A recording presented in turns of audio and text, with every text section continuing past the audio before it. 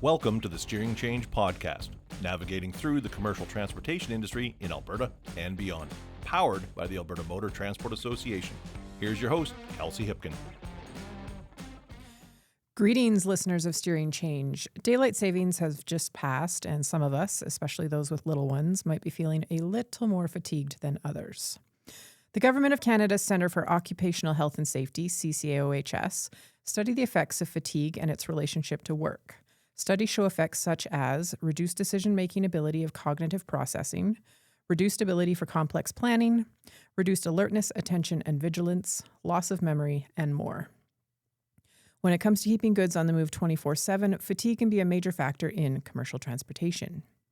In 2021, the Commercial Vehicle Safety Alliance, or CVSA, became home to the North American Fatigue Management Program, a comprehensive education and training program aimed at preventing fatigue-related risks and collisions and cultivating a corporate safety culture that proactively works to eliminate driver fatigue. Today, we're joined by Rodolfo Giacoman, CVSA's Fatigue Management Specialist.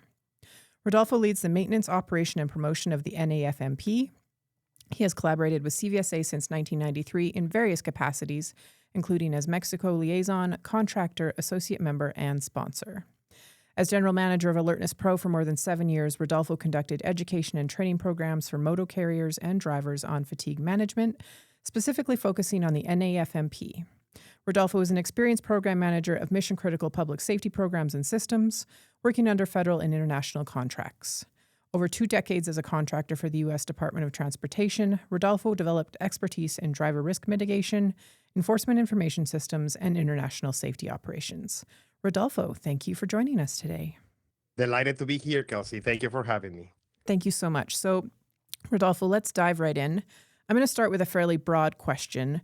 What sorts of information would you like to share about trucking and busing fatigue management that you generally aren't able to get into your basic introductory presentations? Yeah, that's very broad. That's a very good question. Well, I think in my courses, I don't have, if I'm doing just an introductory one, there's not enough time to go into the philosophy behind managing fatigue.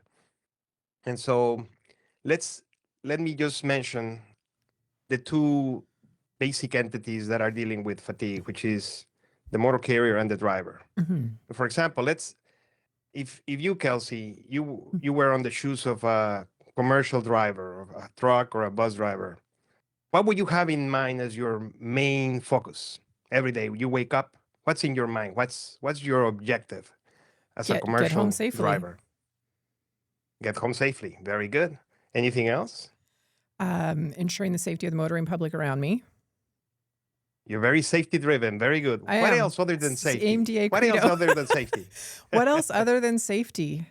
Probably making money. Yeah, you have bills to pay, right? Yeah. Very good. Now, how about as a motor carrier?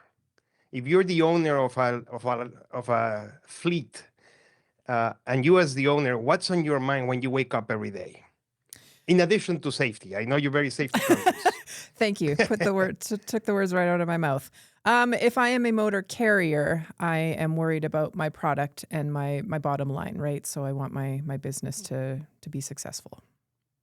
Very good. Those are excellent answers. And, thanks. And that's the key. You mentioned safety first, and many companies, they think they don't have the wherewithal to devote so much emphasis to safety. So they concentrate more on the money side. And I don't have a problem with it. Same with the driver. The driver would usually say, I have to pay this month's rent. Mm-hmm. And that's fine. I'm actually trying to help drivers and motor carriers make more money. Mm-hmm. The only difference between most of the drivers and carriers that I encounter, and between you and me probably, is the range that they're thinking of. Usually the driver is thinking about paying the rent this month, about paying the bills, and just, making it to this month.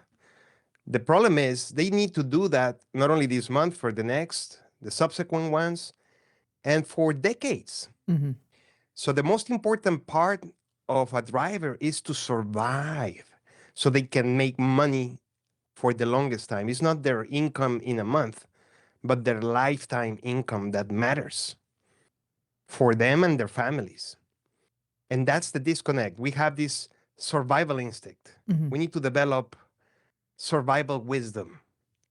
Same thing with the company. The company will concentrate on the quarters numbers when if they are looking at not only beyond the year but 5 years or a decade, they understand that they need to make investments today in this quarter to make sure that they're going to be around 10 years from now and 20 years from now. So that focus of your concern when you wake up in the morning as a driver or as the owner of, or managers, upper management in a motor carrier company changes what you need to do. And for a driver, the survival has to do with your health. Mhm. So what is the single most important thing that a driver can do? The single one. I know there's many are very important, but what is the most important based on Harvard studies, the longest study that has been done on longevity and well-being, and many other studies that replicated the same result? What is the single most important factor for your long-term well-being and longevity? What do you think, Kelsey? I'm going to say something that I don't get enough of, and that's sleep. That's a very good one, but it's not not the one. the All single one. right. That's not the one. Okay, You hit me want to with try the again? one. No. I got it wrong too, and I don't know what it would be if not sleep. well, I would think blood pressure, your nutrition, exercising, things that are so important for your health. Exactly. But none of them are the single one most important. The single one most important is positive personal relationships. Wow. Didn't see that It's coming. incredible. Yeah. And the thing about that is, drivers have a very lonely job. And it Yes. goes with the personality of drivers, but nevertheless, if you're a driver, you're going to spend a long time by yourself, Yep. disconnected.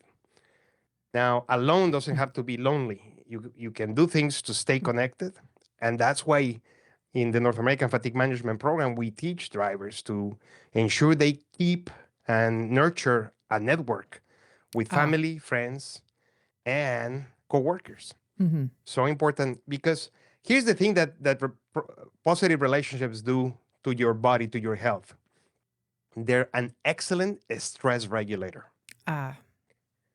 And if you look at the causes of mortality in Canada, from the 10 top reasons of mortality, what kills you is metabolic diseases that are influenced a lot by stress, because the stress not only makes you worry and depress you or cause you mental issues, it also affects your metabolism. Mm-hmm. The stress hormone, cortisol, is one of the number one drivers of fat storage in the body. The other one is insulin. So being stressed is going to wreck your body. It's going to increase your blood pressure. And high blood pressure is the silent killer. Mm-hmm. As is well known in the U.S., probably in Canada as well. It's the silent killer because you don't see it, you don't feel it, but it's slowly deteriorating your plumbing. The plumbing in the body is your heart, the pump, and the pipes are your arteries and your veins. Those are the pipes. And high blood pressure would put a stress on them, damage them, and that's when other things like the cholesterol and plaque will start blocking them and causing all these other issues. Anyway, so one of the most important things you can do as a driver to ensure your long-term survivability is ensure, positive personal relationships. Okay. Now, where do you start to make changes, lifestyle changes, if we're still talking about lifestyle changes? Where would you start, Kelsey? If you were trying to change something in your life, where do you start? Feels like a trick question. Where would I start to make lifestyle changes? It is not a trick question. What would you do if you were to start changing your lifestyle? What's the first thing that you would do in order to achieve lifestyle changes? I would go to whether it be fitness or the eating side of things, nutrition. Okay. And those are very good lifestyle changes to make. Change what fuel you're bringing in. Motor carriers worry a lot about the quality of the fuel they put in their vehicles, but they don't pay that much attention to the fuel that drivers are putting in their To bodies. themselves. Yeah. That's right. Or even themselves. That's correct. So those are very important. Exercise, as you mentioned, your fitness, those are things that will help your body in many ways. Both of them will lower your mental and physical stress if you do them right. But I wouldn't start there. I would suggest that you start in your head, because Nobody wants to go there, Rodolfo. It's a good thing we have you well, on today. well, I think you have to start there. You can't Yes. work in, you can't think about nutrition, you can't think about exercising if your mind is cluttered. The proper mindset. Yeah. So you need to practice first mindfulness. You need to be aware of where you are. You need to grab yourself, and the things that you do to do that is you relax. You meditate. You bring down again the stress. You'll see that the common denominator on all these lifestyle changes that are going to help a driver live longer so that they can increase their lifetime earnings is decreasing the stress. Okay. Once you lower that, you lower your blood pressure, you deactivate the sympathetic nervous system, which is the one that gets you all pumped up and your heart pumping and your high blood pressure, and you get there. Let's get this. Been there. I need to get out of this, metropolitan city as quickly as I can. That's just increasing your blood pressure, increasing your stress. It's not going to help you in the long run. Stress is great to survive if you need to run away from a tiger, but pretending that you have a tiger behind you all day is not healthy. That's fair. And I mean, I think a lot of people could use that analogy, right, when it comes to stress in the workplace. That's right, especially a driver. Yeah. Because they're under a lot of pressures. They need to make deliveries on time. They have very limited ability to eat, as you said, nutritiously, limited ability to exercise. They're sitting all day. And then when they get out of that truck or that bus, the last thing they want to do is exercise because they're pooped. They're tired. Where they sleep in a different location. I don't know if you travel. When you travel, do you get good sleep in the hotels? Never. Well, imagine sleeping on a truck or sleeping on a parking lot where there's movement, there's sounds, lights, all the things that stimulate bodies and affect your ability to go into restful sleep. So that's the problem. You need to start with your head, practicing mindfulness to make those changes that you need. And then, how important is sleep? Because you said that you thought that was the single most important. Yeah. But it's not. Now, it is definitely very important.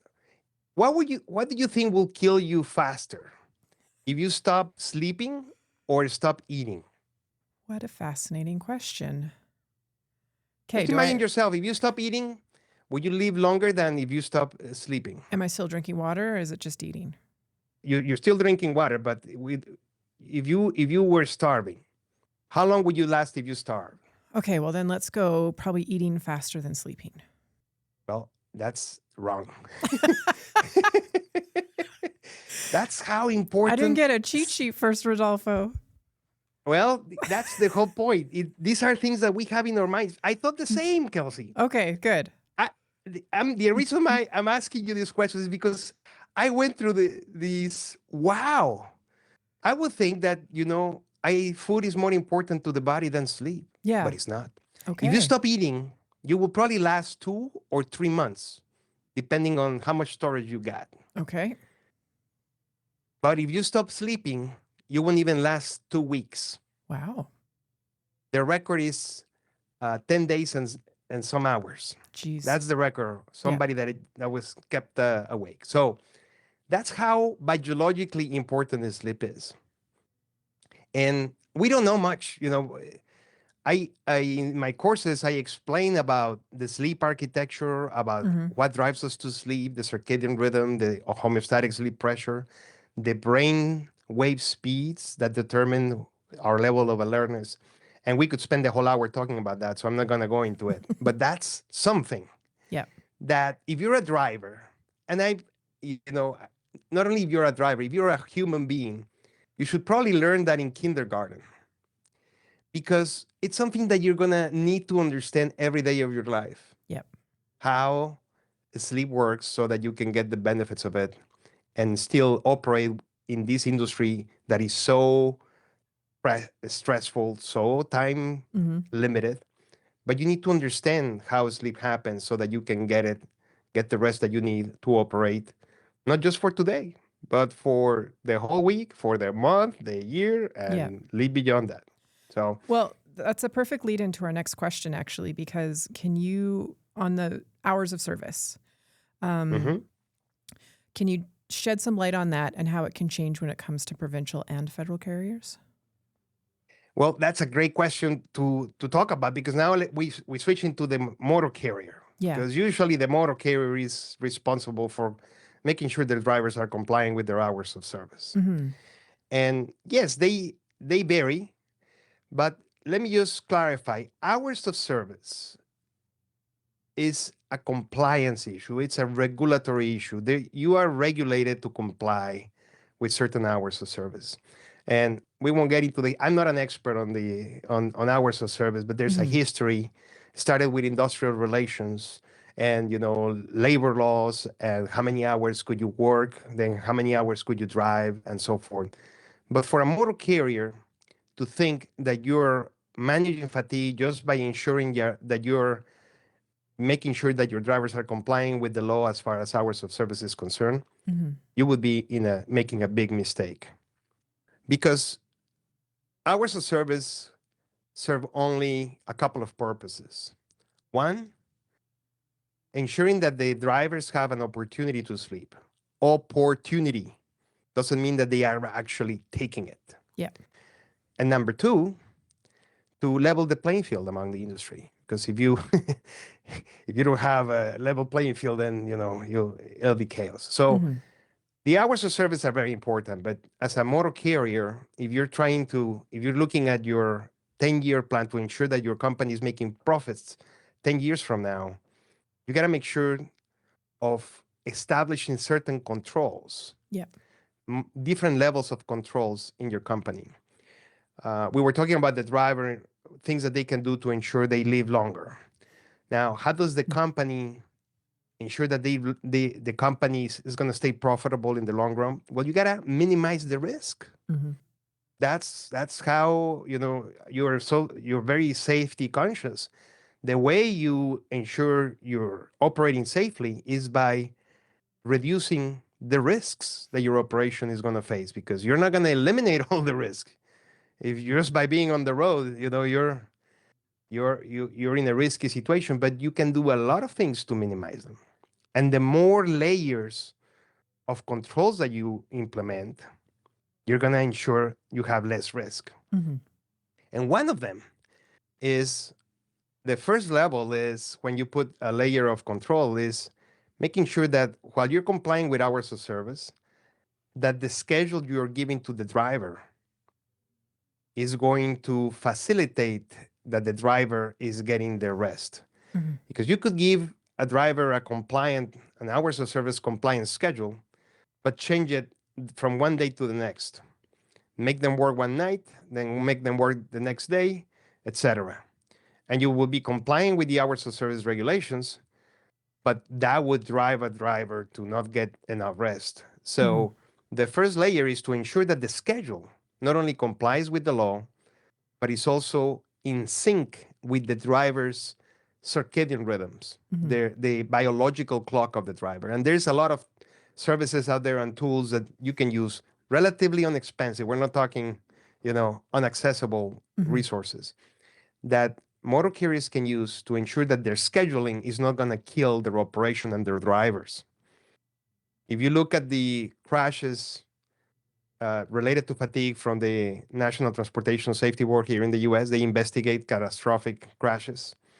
They go all over the world to investigate aviation crashes as well. But in the U.S., they also do all modes of transportation. Mm-hmm. And when there's a big one, when there's multiple fatalities, multiple vehicles, they go and do a thorough investigation. I call it an NTSB. That's the National Transportation Safety Board. I call it an NTSB colonoscopy to the motor carrier. Okay. Because they look inside the operation of the motor carrier, the driver, with a microscope. Mm-hmm. They look at how long, what opportunity of sleep they had, whether they were using the cell phone in the last week or the last month to try and figure out how much sleep the driver actually got. Okay. They do a very good investigation that then you get a picture. And in a lot of these catastrophic crashes, fatigue comes as a factor. And a common denominator in these crashes is terrible schedules. Okay. Terrible in the term that, and the schedules were compliant with the law, but they were not in sync with the driver's circadian rhythms. They were irregular. They were not giving the driver the opportunity to get sleep when they were able to get the sleep. That's why it's so important to understand those concepts that I mentioned earlier about the sleep architecture, how you need a certain amount of time to get the benefits from light sleep, deep sleep, and non-REM sleep, and REM sleep, the rapid eye movement sleep, how the circadian rhythm affects your level of alertness, how the homeostatic sleep pressure affects your level of alertness, etc. So when you're setting the schedule, you should not only have these hours of service in mind, but how you're going to ensure that the driver is able to get the sleep. And then you can put additional layers. You can put, a sleep disorder screening program, management program. Because if the driver has a sleep disorder, no matter how much time you give those drivers to sleep, they're not going to be rested. If you have obstructive sleep apnea, for example, you're usually people with obstructive sleep apnea are great sleepers. They fall asleep, but they're not breathing. So in the middle of the night, when they're sleeping, they start gasping for air because they're not getting any air there. The muscles on the back of the tongue collapse into the trachea and there's no air flowing in their bodies. So they never go beyond light sleep. They stay on light sleep all night. They don't go to deep sleep. In deep sleep, you get the growth hormone secreted, and that's a hormone that repairs all the cells in all the organs of the body, not only your skin, which makes you, when you got good night sleep, you get beautiful skin, For women, you look much better. For men, we can shave easier. And you can tell that's because you got that growth hormone secreted in deep sleep. All right. Then you need REM sleep, which happens only after you go through light, deep, and go back to light, and then you go into REM sleep. And you won't get that if you have a sleep disorder like obstructive sleep apnea, or you have insomnia, etc. So having that layer, screening your drivers for sleep disorder is another layer that you can put. Another layer is fatigue detection technology in the cab. Forward cameras, sensors in the vehicle to detect if there's deviation, if there's heart braking, heart accelerate, anything that will help determine if the driver is acting erratically or impaired. Those are different controls that they can implement. And those are the types of controls that the North American Fatigue Management Program recommends motor carriers implement to minimize those risks. So no matter whether you're operating intrastate when you don't have to comply with the federal hours of service, or whether you're crossing provincial state lines and you're an over-the-road driver, you still need to make sure that your drivers are getting the rest that they're supposed to get when you give them that opportunity, that you don't have drivers with a sleep disorder because they're going to be your highest risk. They're going to give you the highest number of drowsy incidents. And as a last line of defense, one more layer, fatigue detection technologies in the vehicle to making sure that, if something happens, then you're going to be able to detect that and avoid a catastrophic incident. So let's dig into that a little deeper. Are there specific types of carriers or segments of industry where you might find greater or lesser problems with fatigue? Yeah, if you're a regional driver, for example, if your driver goes back home every day, Mm-hmm. that helps a lot because you're going back home. You're gonna, with some luck, you're gonna have a home cooked meal, and you're gonna be able to see your family, Mm-hmm. and you're gonna be able to go to sleep where you usually sleep, and all of that is gonna help tremendously with the level of alertness as you operate, as you drive.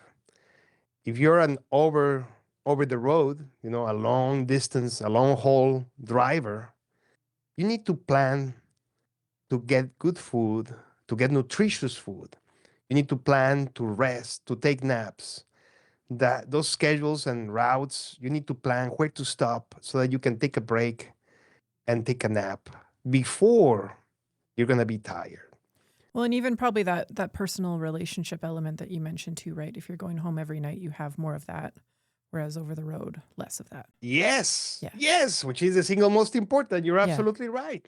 That helps a lot.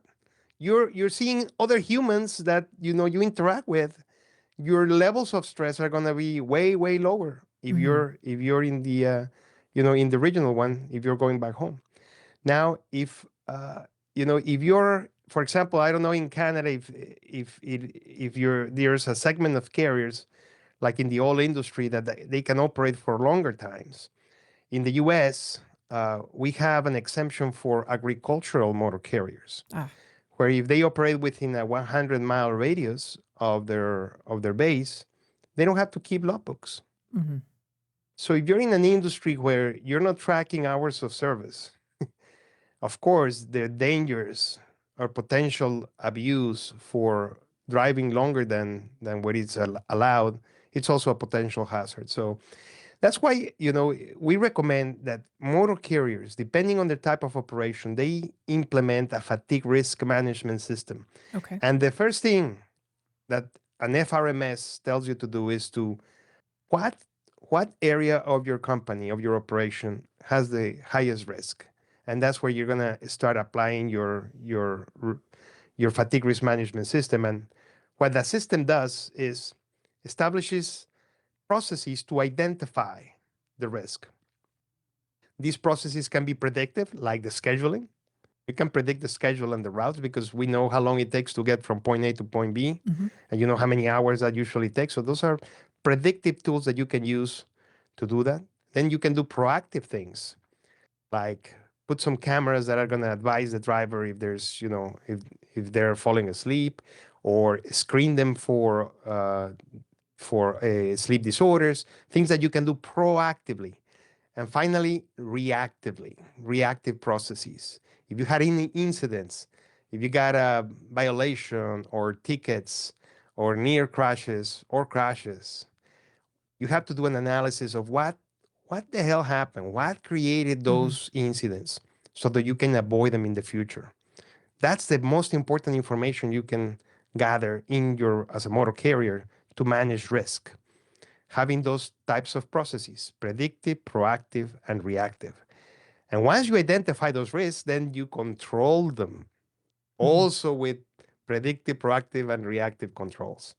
So let's stay with the technology piece. You've talked about in-cab cameras. Most carriers are using ELDs. Is there a way to use your ELD and its features for fatigue management, just besides the usual compliance monitoring? Yeah, yeah, and there's a lot of solutions that will look at the hours that the driver work. Whether you have them electronically with the ELDs, which makes it so much easier, Mm-hmm. or whether you have them in a paper log and you gotta give the company those logs, but electronically makes it so much easier.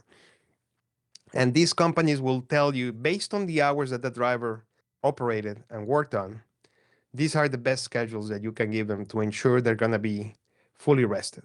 Okay.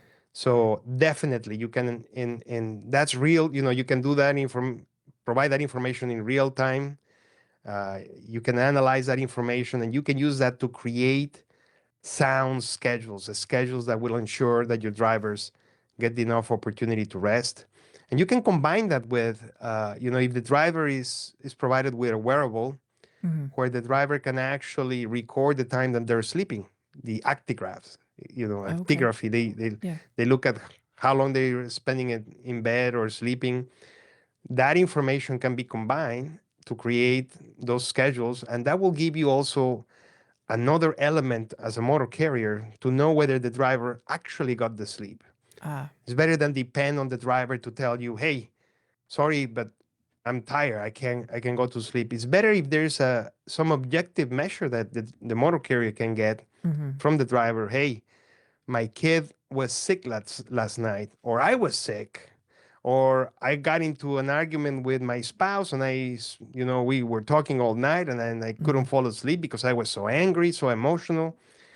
That happens. We're all Yep. humans. Yep. It happens to drivers too. And so if you couldn't sleep all night, you shouldn't be going on a trip the Mm-hmm. next day because that may be the last trip you take. So it's great if the company can introduce an objective way to get that information from the driver. And if not, again, the other element of a fatigue management program, one of it that we've been talking about is the fatigue risk management system. Mm-hmm. The other big component is safety culture.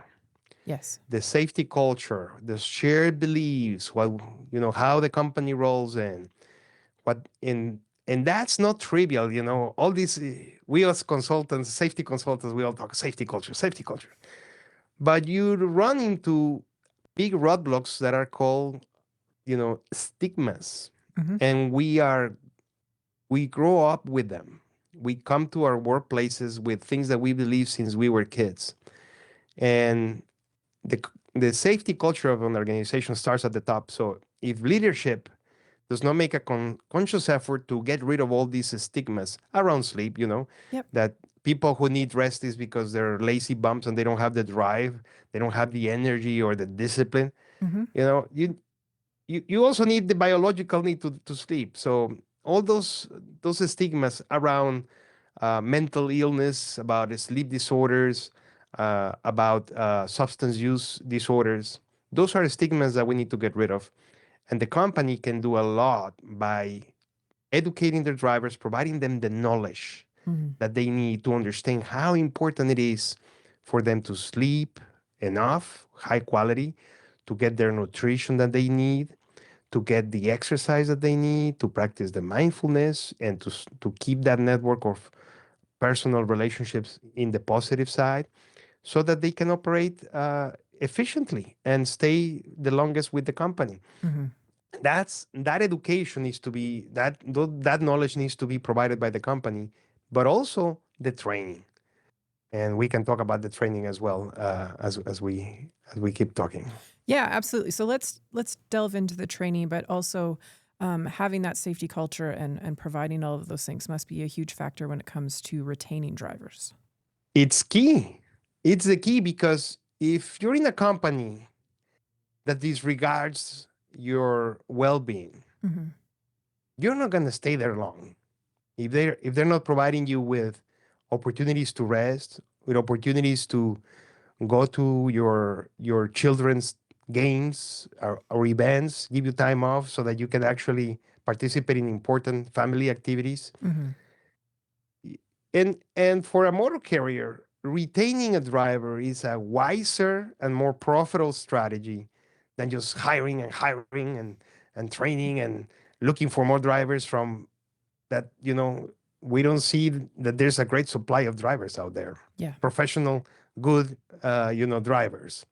So it's a challenge that that the motor carrier would better deal with if they do everything they can, not only to ensure that they're diminishing the risks of those drivers, but also keeping them in the company Mm-hmm. because training and retaining is less expensive than hiring. So retention depends a lot in taking care of those drivers.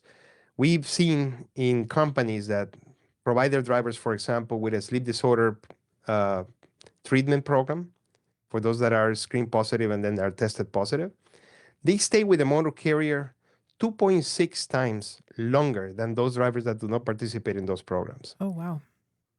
The driver feels taken care of because the motor carrier is helping them ensure that they stay healthy, that their well-being is ensured so that they can operate safely. Mhm. And they appreciate that. They feel taken care, so they stay longer. And that's not only a great thing and the right thing to do, it's also the most profitable thing to do. So the investment on programs, on well-being programs, on sleep disorder programs pays off in the long run. But you need to have that, you need to have the eye on the right ball. If you're having the eye on just the quarter, making an investment on a sleep disorder screening or the strategies or these controls that I'm talking about, it's not going to make sense. It's only when you start looking at 5-year, 10-year, long-term view that all of these things make sense. And that's what we're trying to do. We're trying to leave a legacy for our families and our companies and Yep. the people that we're in charge of. So you need that long-term mentality. So let's look at the flip side of that. What are some of the more serious and immediate signs of fatigue that can signal a driver that they need to get that rest ASAP? That's one of the key things that you train drivers on. Mm-hmm. That's one of the key things that we train. Part of the training, and training is the skills. We talked about education. Education is the knowledge that drivers need, but you also need to train them with the skills to apply that knowledge. And one of those skills is to recognize objective signs of fatigue. Mm-hmm. Most of us, when we're assessing our state of alertness, we'll base it on our own opinion. Like, hey, I've been driving for 7.5 hours. I can go for 1 more hour. Mm-hmm. I've done this trip 100 times. There's no reason I can do it today, even if I'm feeling a little shitty today. Yeah. Well, that's an opinion. And the problem with fatigue is that the worst time for you to assess anything, in particular your state of alertness, is when you're fatigued, because the level of alertness depends on how fast your brain waves are going. And as they start going slower and slower, you're less able to be aware of your surroundings. Mm-hmm. So your perception deteriorates. You mentioned it at the beginning of the podcast. Your ability to be cognizant and aware of your surroundings is diminished. Your reaction time diminishes. So for you to assess your alertness, you should know that you're not in the best position to do that. And what you're supposed to do instead is to be trained to recognize that if you start deviating from the lane when you're driving, you start hitting the rumble strip, or you have a hard time staying in the lane, that's one of the typical signs that you're tired, that you're fatigued. If you suddenly see yourself hard braking or accelerating or jerk steering, any sudden movements should be a sign for you that you're tired, because you're deteriorating your ability to control the vehicle. If there's no song on your playlist or in your radio that pleases you, if the temperature is too cold or too hot and you start fiddling with the AC back and forth. If you start fidgeting and you're not comfortable in the seat of the truck or of the bus, those are signs that you're starting to get tired. If you realize that you have tunnel vision because you're losing your peripheral vision, you're concentrating because your ability to be aware is deteriorating, that's another big sign that you're very fatigued. And the worst of all those signs is a micro nap. You have a micro nap and you're lucky to survive it, because micro nap is, you just go, your body's telling you, hey buddy, you're not giving me the sleep that I need, so I'm gonna take it. Yeah. And your body goes to sleep for a few seconds. And when you wake up, you realize you had a micro nap, as soon as it's safe to stop, you should stop, take a break, and take a nap. The problem with that is, drivers will tell me, yeah, that's great advice. Where the hell do you want me to park? Yeah. That's why it's so important to plan ahead. to plan the route so that you take breaks and naps before you're in that situation where you're falling asleep on the wheel, because by then it may be too late. Mhm. So that's one of the things that you need to train, those signs. There's other things that you need to train, like what strategies should you use to manage your fatigue. And in the North American Fatigue Management Program, in module 3 for the driver education and training, we provide them strategies that are for general, for driving, for when they're at home, for night driving, Mhm. for changing time zones. And so those are part of the training component. But recognizing the signs of fatigue is the single most important part of that training. So thank you for bringing that up. Absolutely. And for our listeners, for those training and resources, we're going to make sure to have links to those in the show notes for today's show. Thank So you. let's move to some happy stuff. Do you have any success stories, including stories about carriers or stories about individual drivers, for improvements resulting from using fatigue management best practices? I do. These are all these large motor carriers. Mm-hmm. If you look at the top 500 companies, Okay. all of these companies understand that.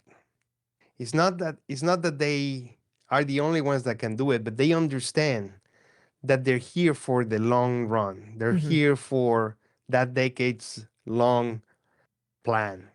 And so they make investments in fatigue management, in driver wellness, because they understand that taking care of their drivers is good for business. Mm-hmm. And yes, they deal with risks in a way that is, they establish these fatigue risk management systems. They're implementing a safety culture. And yeah, they avoid these catastrophic crashes. And when crashes happen, because they're going to happen, Mm-hmm. we're mitigating risk. We're not eliminating it. They have the elements to defend themselves in court. Mm-hmm. When they're getting a lawsuit in the U. I don't think in Canada it's as prevalent. And here in the U.S., motor carriers are under attack by lawyers who are trying to use events on the road and sometimes even fabricated crashes Oh. to try and get lawsuits against them and collect millions of dollars in what is known here in the industry as the nuclear verdicts. Okay. And a fatigue management program not only mitigates the risk, but it also serves to defend yourself in court when risk happens and you can prove that you actually did your due diligence. Mm-hmm. You did everything that you could as a company to prevent these catastrophes, these catastrophic events when life is taken, when there's fatalities.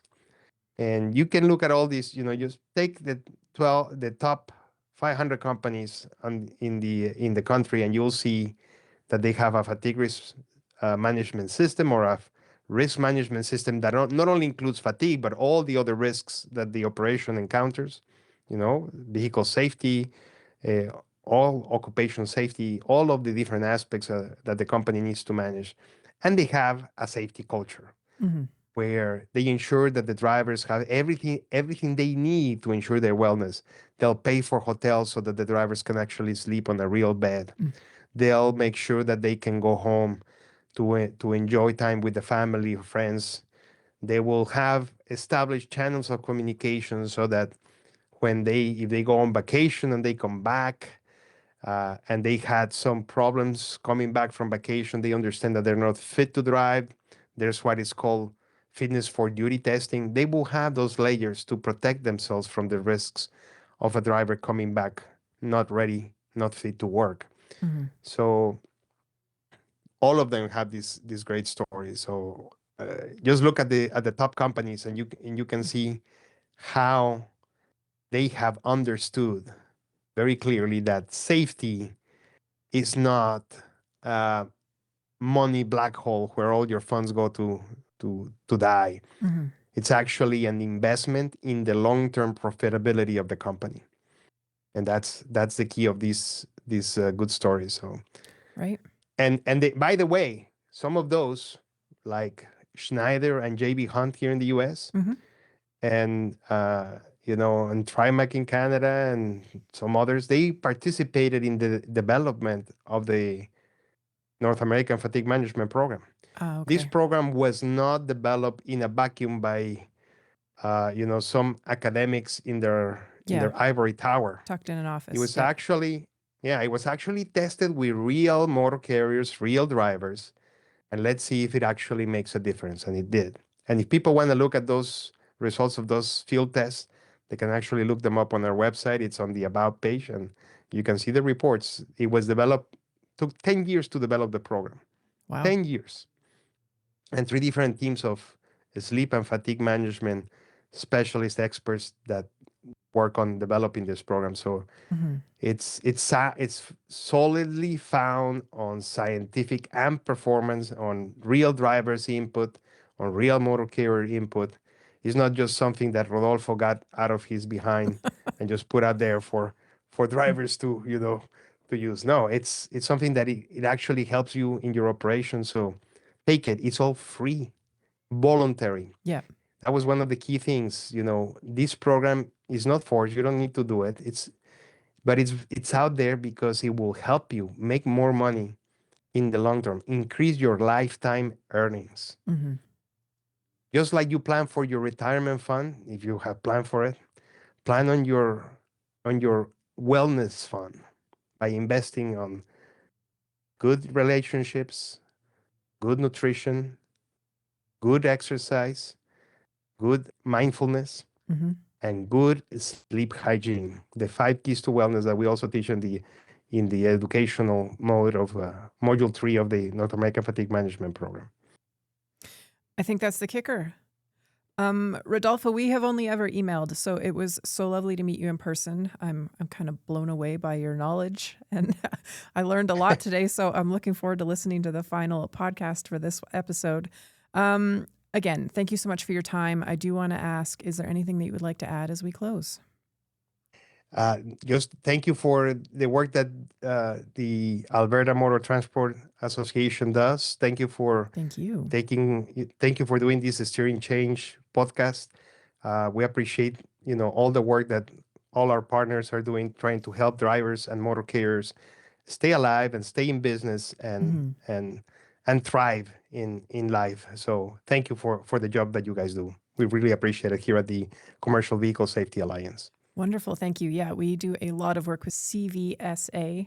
Thanks to you guys again. And again, to our listeners, we will have all of these resources that Rodolfo has touched on and mentioned available in our show notes, so you can access those.